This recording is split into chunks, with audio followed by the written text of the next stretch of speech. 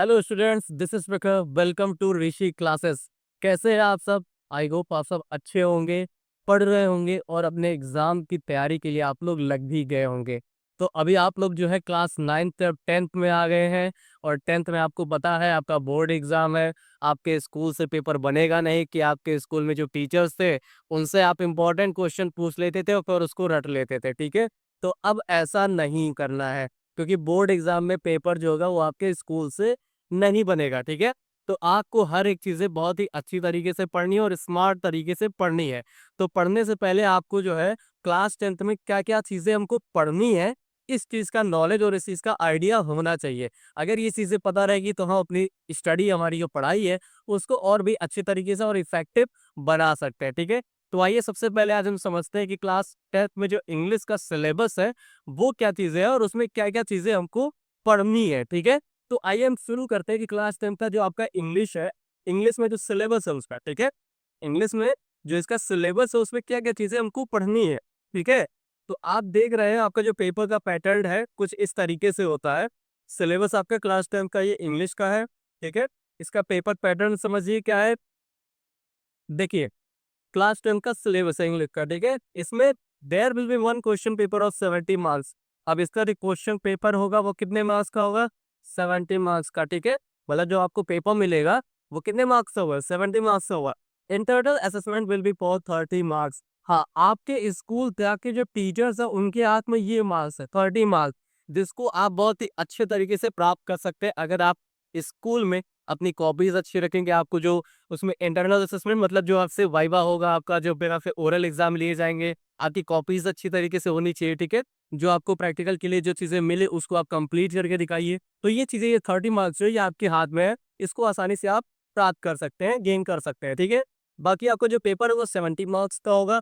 और उसमें क्या क्या चीजें आएंगी? पहला जो रीडिंग सेक्शन है, देखिए पेपर में आपका दो पार्ट है, पार्ट ए, पार्ट बी, ठीक है। पार्ट ए होगा, पार्ट बी होगा। पार्ट ए होगा, पार्ट बी होगा। पार्ट ए जो होगा वो आपका 10-20 MCQ होगा, ठीक है। और पार्ट बी आपका डिस्क्रिप्टिव होगा। पार्ट बी जो होगा वो डिस्क्रिप्टिव होगा, मतलब ये लिखने वाला पार्ट होगा। और ये पार्ट पार्ट आपका 20 MCQs होंगे, ठीक है। तो ये किस तरीके से डिवाइड होंगे देखिए। पहला सेक्शन है रीडिंग सेक्शन। रीडिंग में क्या होता है? पैसेज आते हैं। क्या आता है? पैसेज। पैसेज में भी क्या है भाई? शॉर्ट अनसीन पैसेज, मतलब दो अनसीन पैसेज मिलेंगे आपको, एक यहाँ पे और एक यहाँ पे, ठीक है। दो अनसीन पैसेज मिलेगा। अनसीन पैसेज मतलब आपके बुक से वो चीजें नहीं रहेगी, ठीक है। तो दो unseen passage followed by 3 MCQs। अब पहला जो MCQ वो पैसेज है वो 3 MCQ होंगे उसमें, मतलब 3 मल्टीपल चॉइस क्वेश्चन उससे पूछे जाएंगे। और तीनों क्वेश्चन जो होंगे वो 1-1 मार्क्स से होंगे, यानी 3 into 1, ठीक है। 3 into 1, 3 मार्क्स से होगा। And one unseen passage followed by 3 very short answer type question. और जो दूसरा आपसे पैसेज पूछा जाएगा वो क्या होगा? उसमें तीन जो है वेरी शॉर्ट, मतलब तीन आपको क्वेश्चन ऐसे पूछे जाएंगे जिसका आंसर आपको लिखना पड़े, कि आपका जो पैसेज होगा उसी में से आंसर जो आपको उसी में से लिखना होगा, ठीक है। और ये आपका 2 मार्क्स का होगा, तो 3 क्वेश्चन है, 3 into 6, ठीक है। 6 मार्क्स का होगा। उसके बाद एक क्वेश्चन आएगा वोकैबुलरी से। वोकैबुलरी यानी शब्दकोश, ठीक है। वोकैबुलरी यानी शब्दकोश, जिसमें आपका क्या आएगा? एंटोनिम्स है, सिनोनिम्स है, ये सब जो है पूछे जाएंगे। और ये 1 मार्क्स का होगा। तो टोटल 3, 6 और 3, 9 और 1, 10 मार्क्स का होगा आपका रीडिंग सेक्शन। वोकैबुलरी आपको कैसे पढ़नी है ये चीजें मैं आपको आगे वीडियो में बताऊंगा, ठीक है। कि वोकैबुलरी ये को आप अच्छा कैसे कर सकते हैं। तो पहला सेक्शन क्या है? Reading section. क्या चीजें करनी है इसमें आपको? दो अनसीन पैसेज है। एक अनसीन पैसेज पे आपको 3 MCQ मिलेगा। दूसरा जो पैसेज है उसमें आपको 3 क्वेश्चन मिलेंगे, वो भी वेरी शॉर्ट आंसर टाइप, मतलब छोटे छोटे आंसर उसको आपके लिखने हैं उसी पैराग्राफ से, ठीक है। वो 2 मार्क्स हुए तो 6 मार्क का आपका ये होगा। और फिर लास्ट में जो वन वोकैबुलरी है उसको जो है 1 मार्क का है। तो टोटल इस टाइप से और आपका 10 मार्क्स के रीडिंग सेक्शन होगा, ठीक है। उसके बाद writing skill. Writing skill, writing skill क्या है देखिए। Writing skill, letter informal informal application. अब ये भी राइटिंग स्किल भी आपका 10 मार्क्स का है। कितने मार्क्स का है? 10 मार्क्स का। देखिए 10 मार्क्स का ये भी है, जिसमें से आपका 4 मार्क्स का लेटर होगा। लेटर एक फॉर्मल होगा या इनफॉर्मल, दोनों में से कोई एक पूछा जाएगा आपसे, ठीक है। लेटर या फिर एप्लीकेशन, या फिर एप्लीकेशन मतलब लेटर जिसमें फॉर्मल या इनफॉर्मल है, और उसके साथ साथ एक एप्लीकेशन, ठीक है। इनमें से कोई जो है आपको एक लिखना होगा। वो कितने मार्क्स का होगा? 4 मार्क्स का होगा। Descriptive paragraph, report, article, one often based on given verbal input, another on figurative input in about 80 to 100 words. अब ये आपका 6 मार्क्स का है, ठीक है। 6 मार्क्स का है, इसमें क्या चीज़ें हैं, डिस्क्रिप्टिव पैराग्राफ है, रिपोर्ट है, आर्टिकल है। पैराग्राफ तब तक कुछ आपको जो है इनपुट दिए जाएँगे, मतलब ऐसे कुछ स्टोरी दिया जाएगा, उसी बेस पे आपको जो वो चीज़ें लिखनी होती है, ठीक है। तो पैराग्राफ हो गया, रिपोर्ट हो गया। रिपोर्ट क्या होता है कि कहीं पे आप गए, कोई इवेंट हुआ वहाँ पे जो-जो चीज़ें हुई उसको आपको अपने शब्दों में लिखना होता है, रिपोर्ट राइटिंग। आर्टिकल क्या चीज़ें होती है, कैसे होती है, ये आगे आपको पढ़ाया जाएगा, ठीक है? सब कुछ अच्छे तरीके से बताया जाएगा। बट अभी आपको पता होना चाहिए कि हमको क्लास 10 के लिए पढ़ना क्या है? क्या-क्या चीज़ें हमको आनी चाहिए, ठीक है? तो ये सब चीज़ें आप ध्यान में रखिए कि आपको डिस्क्रिप्टिव पैराग्राफ पढ़ना है, रिपोर्ट पढ़नी है, आर्टिकल पढ़नी है, ठीक है? और ये कितने मार्क का है? 6 मार्क का है। फिर ग्रामर सेक्शन आइए, ग्रामर सेक्शन में देखिए क्या चीज़ें करनी है आपको। ग्रामर में क्या-क्या चीज़ें बेहतरीन करनी है आपको, ठीक है? 5 एमसीक्यूज़, 5 एमसीक्यू मिलेगा, ठीक है? 5 एमसीक्यू, एमसीक्यू मतलब मल्टीपल चॉइस क्वेश्चन जिसके आपको ऑप्शन मिलेंगे। पार्ट ऑफ स्पीच से रहेगा, ठीक है? पाँचों किसी से रहेगा? पार्ट ऑफ स्पीच से, टेंस से, टेंस से रहेगा, आर्टिकल से रहेगा, आर्टिकल मतलब ए एंड द, ठीक है? A and the, reordering of sentence मतलब सेंटेंस जो होंगे वो जम्बल्ड होंगे, मतलब इधर-उधर होगा, उसको ऑर्डर में सीक्वेंस में करना होगा, ठीक है? और फिर स्पेलिंग, और एक स्पेलिंग मिस्टेक से मतलब करेक्ट स्पेलिंग पूछेगा, या 3 सही स्पेलिंग दिया रहेगा उसमें से मिस स्पेल्ड कौन-सा है ये पूछेगा। तो इस तरीके से एक एमसीक्यू इससे भी आता है, ठीक है? तो ये 5 जो है आपका part of speech, tense, article, reordering of sentence and spelling से 5 एमसीक्यू मिलेंगे आपको। पाँचों कितने मार्क्स के होंगे? 1-1 मार्क का होगा सब, तो 5 मार्क्स के आपके ये होंगे, ठीक है? 15 मार्क का आपका क्या है? Grammar section. 15 मार्क का क्या है? ग्रामर सेक्शन आपका 15 मार्क्स का है, ठीक है? आगे देखिए, 3 very short answer type question based on narration, voice and punctuation. अब 3 very short answer type question है, किसके? नरेशन के, वॉइस के एंड पंक्चुएशन के, ठीक है?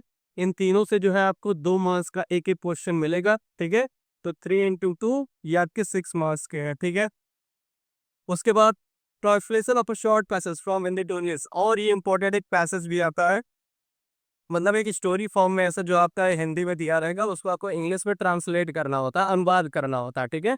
हिंदी से अंग्रेजी में अनुवाद करना होता है। ये 4 सेंटेंस रहेंगे और 4 सेंटेंस कितने मार्क्स का होगा? 4 मार्क्स का होगा, ठीक है? तो टोटल इस तरीके से आपका ग्रामर जो होगा वो देखिए 6 और 5 11, 11 और 4 15 मार्क्स का होगा टोटल ग्रामर सेक्शन आपका, ठीक है?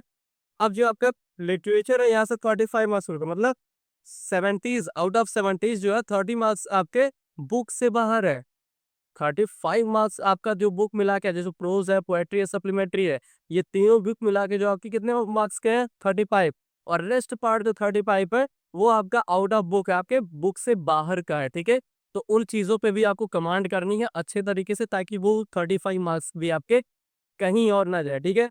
आइए देखिए, लिटरेचर में फर्स्ट फ्लाइट है, लिटरेचर देखिए कितने मार्क्स का, फर्स्ट फ्लाइट वाली जो बुक है आपकी वो कितने मार्क्स का है? तब 23 मार्क्स। कितने मार्क्स का आ रहा है? 23 मार्क्स का आ रहा है, ठीक है? उसमें भी 15 मार्क्स का प्रोज है और 8 मार्क्स का जो है वो पोएट्री है, ठीक है? 8 मार्क्स का जो क्या है वो पोएट्री है।